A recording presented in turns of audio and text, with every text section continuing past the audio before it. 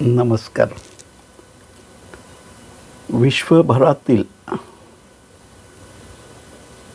कोरोनाच्या संदर्भात जे काही भीतीचं वातावरण निर्मित झालेलं आहे ते किती खोटं असत्य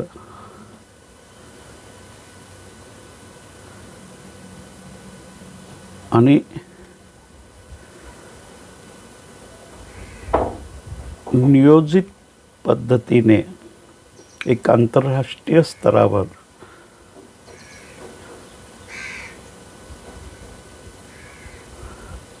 चुकीची माहिती, चुकीची चित्रफिती दाखवून लोकांच्या मनामध्ये बिंबवलं गेलं आहे.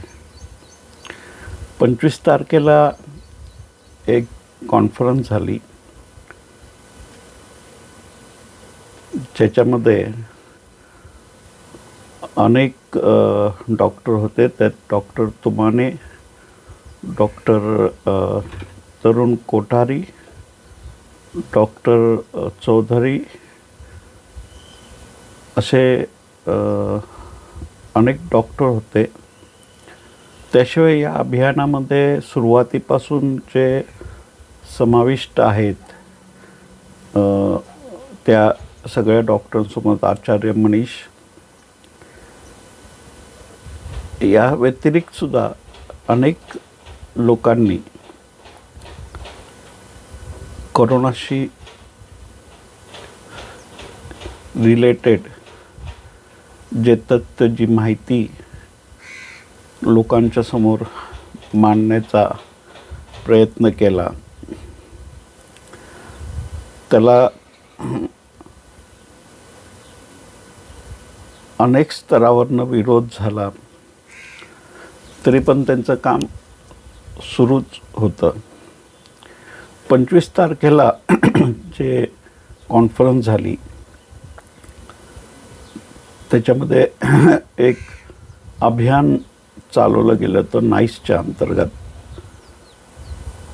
त्याच्यामध्ये मी स्वतः पण संलग्न होतो आणि या अभियानाच्या अंतर्गत जवळजवळ 10,000च्या पेक्षाही अधिक लोकांचं जे corona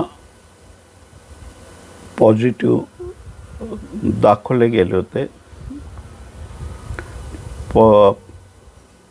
corona positive, corona negative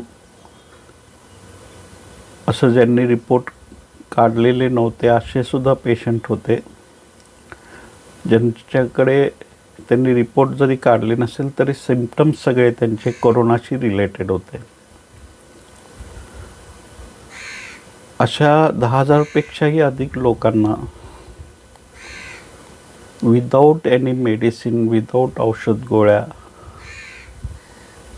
फक्त डाएट थेरपीद्वारे कोरोनासारख्या आजारातनं त्यांना मुक्त केलं. याचं आता ऑन पेपर प्रूफ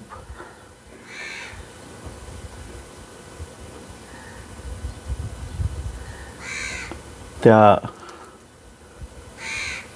पत्रकार परिषदेद्वारे, त्या कॉन्फरन्सद्वारे लोकांसमोर, मीडियासमोर मांडण्यात आलं. पण मजेशीर गोष्ट अशी होती की त्यात मान्यवर जे महत्त्वाचे मोठमोठे मीडियाचे पार्टनर्स आहेत ते तिथं उपलब्ध नव्हते. जे यूट्यूबर होते, यूट्यूबवर छोटे मोठे चॅनल चालवणारे लोक होते, असेच लोकांचे संख्या तिथे होती जास्त. यावरनं तुम्हाला लक्षात येईलच की त्या कार्यक्रमाचा प्रतिसाद काय होता. पण त्याच्यामध्ये जे काही मुद्दे मांडले गेले त्यातले ठराविक मुद्द्यावर मी आज बोलतो. हे सुरुवात झाली हे निश्चित आहे की WHO ने हे सगळं षड्यंत्र रचलेलं आहे. त्याला चायनाचा पण सपोर्ट आहे. त्याच्याबद्दल आपण ह्याच्या आधी पण चर्चा केलेली आहे.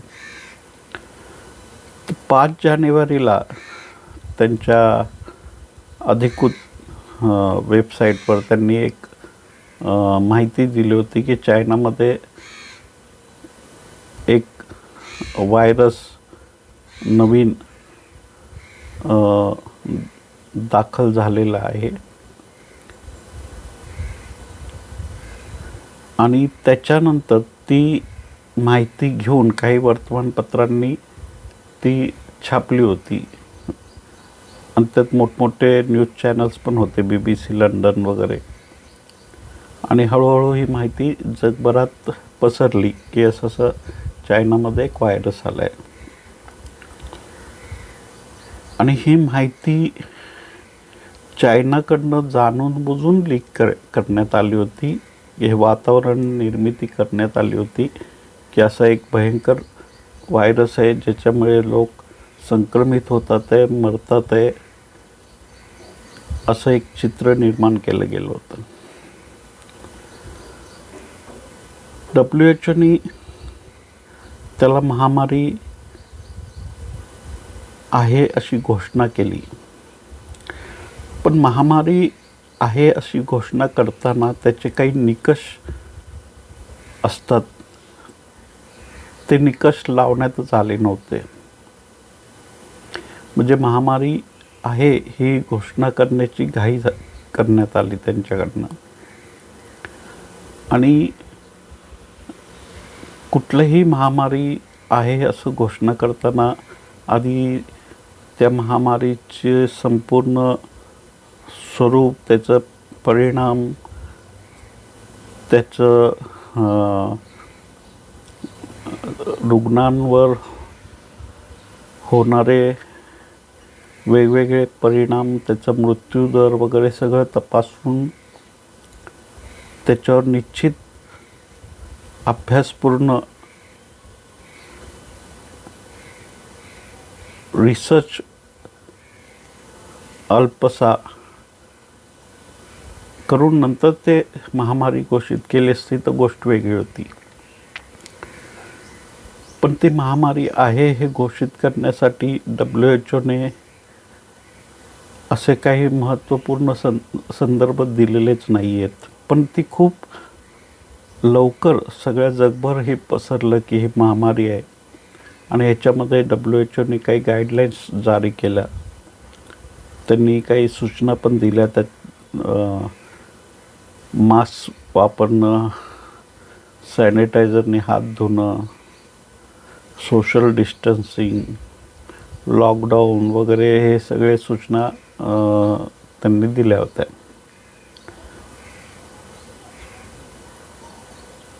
तर ते इतक्या जलद गतीने सगळ्या जगभर ही गोष्ट पसरवण्यात आली की महामारी आणि एक भयंकर चित्र निर्मित केलं गेलं. प्रत्येक चॅनलवर त्याचं काउंटडाऊन सुरू झालं की आज इतके रुग्ण नवीन भरती झाले, इतके मेले. आणि ही बातमी हळूहळू करून सगळ्या चॅनलमध्ये सतत बिंबवण्यात आली की एवढे नवीन रुग्ण या देशात एवढे झाले, त्या देशात एवढे झाले, भारतामध्ये एवढे झाले, राज्यामध्ये एवढे झाले, या शहरामध्ये एवढे झाले. आणि हे चित्र अगदी व्यवस्थितपणे लोकांच्या मनात भीती निर्मित करण्यासाठी, त्यांच्या मनावर बिंबवण्यासाठी जे आवश्यक आहे ते काम मीडियाने केलं आहे. यात मीडियाचा तटस्थपणा कुठेही दिसून आला नाही, कारण मीडियाने जे सत्य आहे ते शोधायला ते पाहिजे होतं, ते तथ्य जगासमोर मांडायला पाहिजे होतं. आणि दोन्ही बाजू मीडियाने दाखवायला पाहिजे होती. जे म्हणतात ते महामारी आहेत, जे म्हणतात ते महामारी नाही आहे. महामारी आहेत हे असं म्हणणाऱ्यांनी त्यांचा विचार प्रूव्ह करण्यासाठी ते काय संदर्भ देतात त्याची माहिती गोळा करणं आवश्यक होतं. आणि जे नाही म्हणतात ते काय संदर्भ देतात, काय पुरावे देतात, ते पण तपासणं गरजेचं होतं. त्याच्यानंतर एका निष्कर्षाला तुम्ही पोचला असता तर गोष्ट वेगळी होती. पण तुम्ही हे मान्य करूनच की हे महामारी आहे, तुम्ही तसं पद्धतीची बातम्या दाखवायला सुरू केलं. हे मीडियाची चूक. आता ह्या कॉन्फरन्समध्ये जे काही मुद्दे उपस्थित केले, जसं डॉक्टर तुमाने म्हणून आहेत नागपुरातले, जे 33 वर्षापासून या व्यवसायात डॉक्टर करतात. ते 35 वर्षाचा त्यांचा हॉस्पिटलचा अनुभव आहे आणि ते TBच्या पेशंटवर काम करतात आहे. ब्रॉन्कायटिस किंवा फुफ्फुसाशी संबंधित जे आजार आहेत त्या आजारातल्या रुग्णांवर ते उपचार करतात. तर त्यांनी TBच्या बाबतीत, पेशंटच्या बाबतीत काही माहिती दिली की TB करोनापेक्षा खतरनाक आजार आहे की ज्यावेळं एकदा तो झाल्यावर त्याला जवळजवळ 6 महिने निरंतर त्या पेशंटला गोळ्या औषधं देण्यात येतात त्याला ठीक करण्यासाठी. आणि जर नाही दिले तर पेशंटची हालत खूप बिघडत जाते आणि दिलं तरी त्या गोळ्याचे साईड इफेक्ट्स त्याला झेलावे लागतात. आणि त्याच्याही पेक्षा खतरनाक आजार तो त्या TBशी संबंधित एक नवीन TB ज्याला MDR म्हणतात, जो अतिशय गंभीर स्वरूपाचा असून यावर दररोज 15 गोळ्या पेशंटला घ्याव्या लागतात. रोज एक इंजेक्शन त्याला घ्यावं लागतं 6 महिने सलग, आणि गोळ्या औषधं तर 2 वर्ष सलग त्याला घ्यावं लागतात. आणि ज्याचे साईड इफेक्ट्स खतरनाक आहेत. त्याच्याने तुमच्या किडनीवर प्रभाव पडतो, तुमच्या हार्टवर, तुमच्या मेंदूवर, तुमच्या लिव्हरवर, इतर अनेक ऑर्गन्सवर त्याचा परिणाम होतो त्या गोळ्या औषधांचा. आणि हा MDR इतका खतरनाक आहे की हा एका व्यक्तीकडून दुसऱ्या व्यक्तीला झाला तर त्याला तो MDR स्वरूपाचाच TB होतो. इतर सामान्य TB जे आहेत असं नाही की तो MDRचा पेशंट दुसऱ्याला देताना MDRच देतो. आणि अशा परिस्थितीत काम करताना डॉक्टर तुमाने आणि त्यांचे स्टाफ ह्यांनी कुठलेही हे लोक मास्क वापरत नाहीत. आणि इतक्या वर्ष ते त्या क्षेत्रात काम करत आहेत.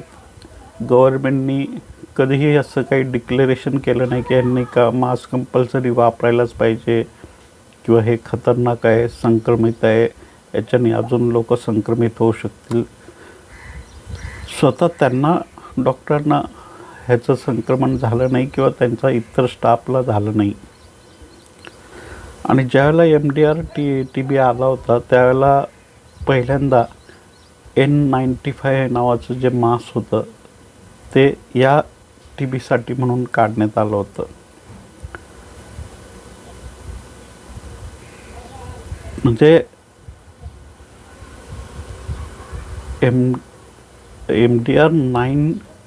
MDR TBसाठी N95 म्हणून मास्क बाजारात आला होता या संक्रमणात वाचण्यासाठी.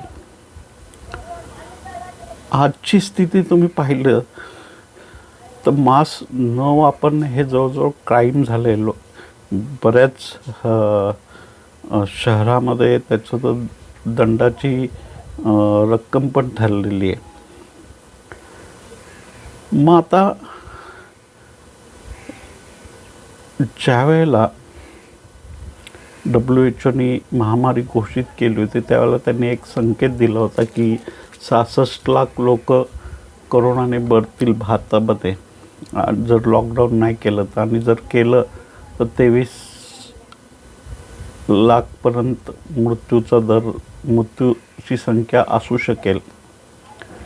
पण हा आकडा अजून लाखाला पोचलेलाच नाही आहे, पण 20-25 हजारच्या आसपास आहे. मग तसं असताना ज्याला टी बीने 1.5 मिनिटाला एक रुग्ण मरण पावतो. मग असं असताना ह्या टी बीच्या बाबतीत लॉकडाऊन का करण्यात आलं नाही, त्यावेळेला मास्क का कंपल्सरी करण्यात आलं नाही? कारण तसं बघितलं तर या टी बीच्या कारणामुळे मरणाऱ्यांची संख्या अधिक आहे, म्हणजे तो मृत्यूदर अधिक आहे. एक उदाहरण त्यांनी डॉक्टरांनी दिलं होतं की 75 वर्षाचे वृद्ध गृहस्थ ज्यांना थोडंसं अनइझी फील होत होतं, थोडंसं घशामध्ये त्रास होत होता, तर घरात कोणाला न सांगता ते स्वतः चालत दवाखान्यात गेले होते. त्या दवाखान्यात त्यांनी तपासलं, त्यांच्या डॉक्टरांनी त्यांना गोळ्या औषध लिहून दिल्या आणि त्यांनी त्या कोरोना सेंटरला कळवलं. ते मृत्यूग्रस्त घरी पोहोचेपर्यंत त्यांची गाडी आली होती आणि त्या गाडीमध्ये त्यांना त्या पेशंटला घेऊन घेण्यात आलं. त्या सेंटरमध्ये त्यांना तिथं राहण्याला अलाउड नाही केलं. घरातले इतर 4-5 लोक होते, त्यांना क्वारंटाईन करण्यासाठी घेऊन जात होते. तर त्यांनी रिक्वेस्ट केली की आम्ही घरातच क्वारंटाईन होतो, घर मोठं होतं त्यांचं, वेगवेगळ्या रूममध्ये आम्ही राहू आणि काही अडचण नाही, आम्ही ते नियम पाळू जे तुमचे असतील. पण ते म्हटले तसं होणार नाही, तुम्हाला प्रत्यक्ष आमच्या सेंटरमध्येच यावं लागेल, तिथंच ट्रीटमेंट घ्यावी लागेल, तिथंच क्वारंटाईन व्हावं लागेल. तर त्यांनी रिक्वेस्ट केल्यानंतर मग त्यांना हॉटेलमध्ये क्वारंटाईन होण्याची भूमा देण्यात आली, ज्याचे हॉटेलवाल्यांनी पर पर्सन 1 लाख रुपये चार्ज केले होते. आता हे सामान्य माणसाला परवडणारा तर रेट नाहीच आहे हा. आणि हे छोटंसं उदाहरण आहे, असे अनेक उदाहरणं तुम्हाला सापडतील.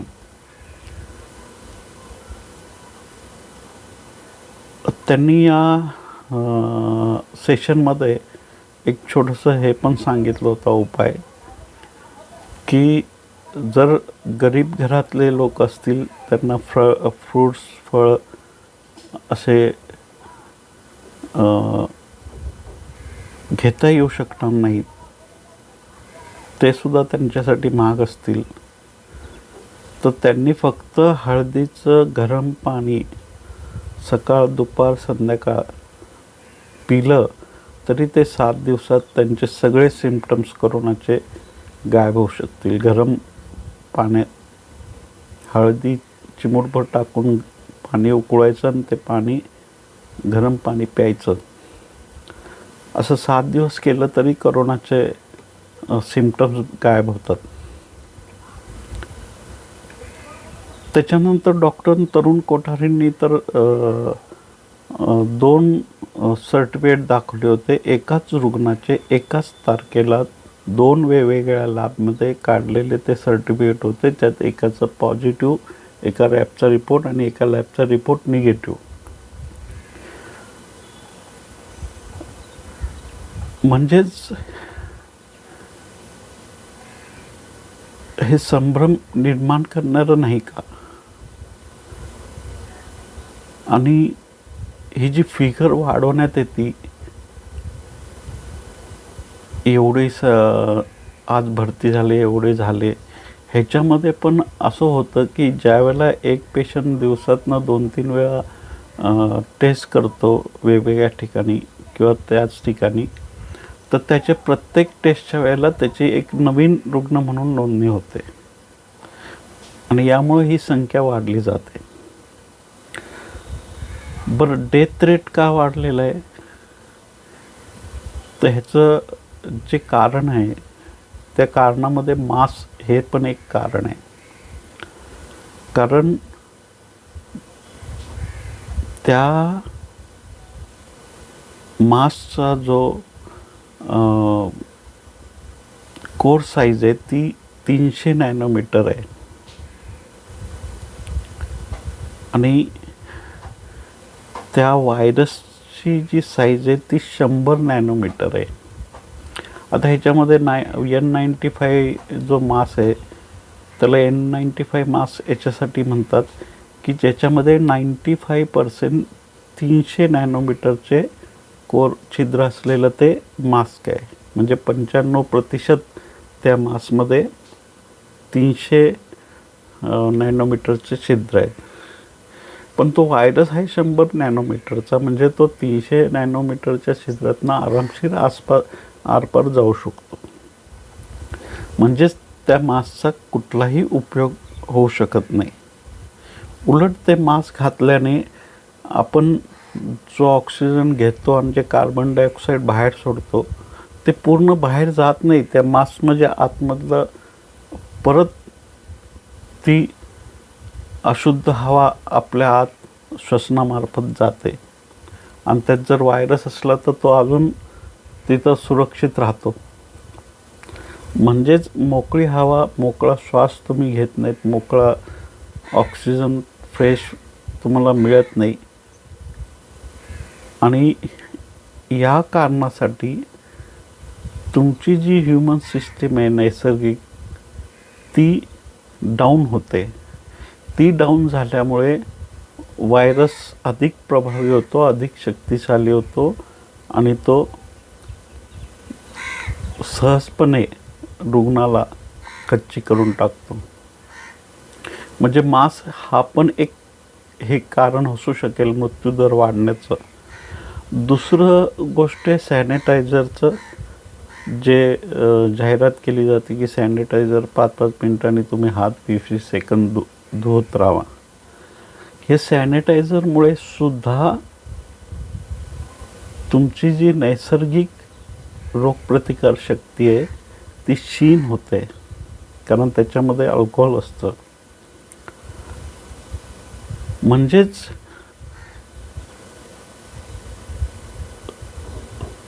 तुमचं नैसर्गिक जे रोगप्रतिकार शक्ती आहे ती खच्चीकरण करण्याचं जे वेगवेगळे उपाय आहेत त्यातलं हे उपाय आहे. आणि एक महत्त्वाचं कारण मृत्यूदर वाढण्याचं, त्याच्यामध्ये WHO जे क्लिनिकल ट्रायल सुरू केले, ज्यात सुरुवातीला 4 ड्रग्स होते, आता एक नवीन त्यांनी ॲड केली, जुन्या काही बंद केल्यात. पण त्या सगळ्यामध्ये ज्यावेळेला सुरुवातीला इबोलावर जे औषध गोळ्या देतात त्या आजारावर होते, ते क्लिनिकल ट्रायल म्हणून सुरुवात केली होती WHO द्यायला. आता मजेशीर गोष्ट आहे, अमेरिकेमध्ये ज्यावेळेला इबोला वर उपचार चालू होते त्यावेळेला ते गोळ्या औषधं घेतल्यामुळे मृत्यूदर वाढल्याचं लक्षात आलं होतं. म्हणजेच त्या गोळ्या औषध्या रुग्णांसाठी खतरनाक होते. आणि ते जाहीर झालं होतं अमेरिकेमध्ये. अमेरिकेने ते बंद पण केल्या होत्या. इतकंच काय, तर FDAने त्याला अप्रुव्हल पण दिलं नव्हतं. म्हणजे त्या गोळ्याला अप्रुव्हल पण मिळालेलं नव्हतं. मग त्या गोळ्या औषधं या रुग्णांवर तुम्ही यूज करताय, कोरोनाच्या रुग्णावर, म्हणजे तुमचं टार्गेट रुग्णांना मारायचं आहे तर टार्गेट नाही तुमचं. इतरही डॉक्टर तरुणांनी जे सांगितले, इतर ड्रग्सचे नावं सांगितले, त्याचे पण वेगवेगळे खतरनाक साईड इफेक्ट्स आहेत. त्याच्यातलं एकामुळं बॉडीच्या नर्वस सिस्टीममध्ये समस्या निर्माण होते, विकनेस येतो. अनेक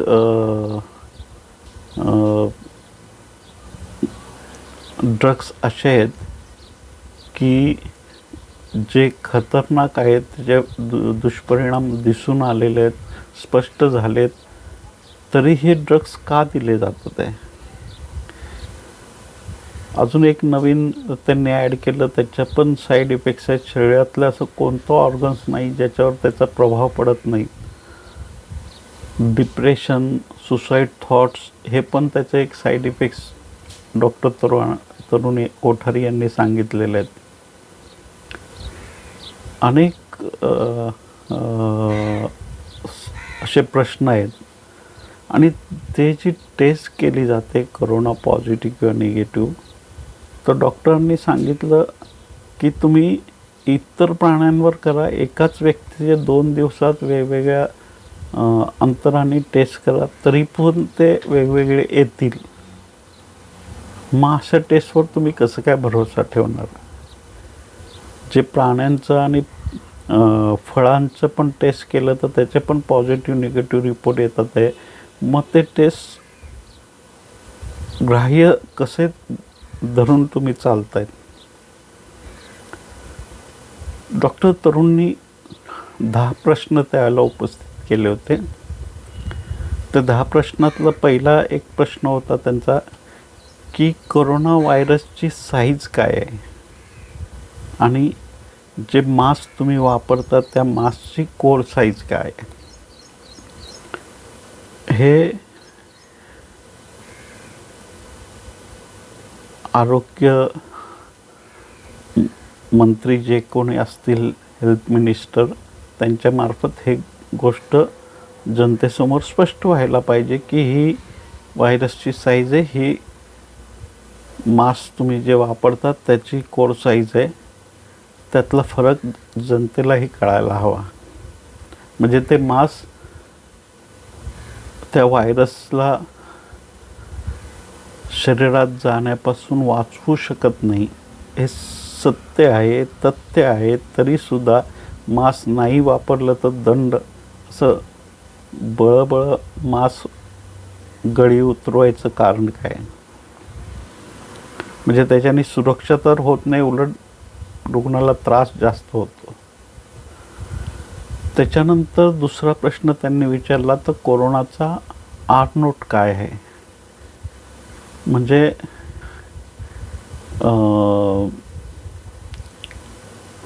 जे रिप्रोडक्शन म्हणतो आपण त्याला, त्याचा दर काय आहे.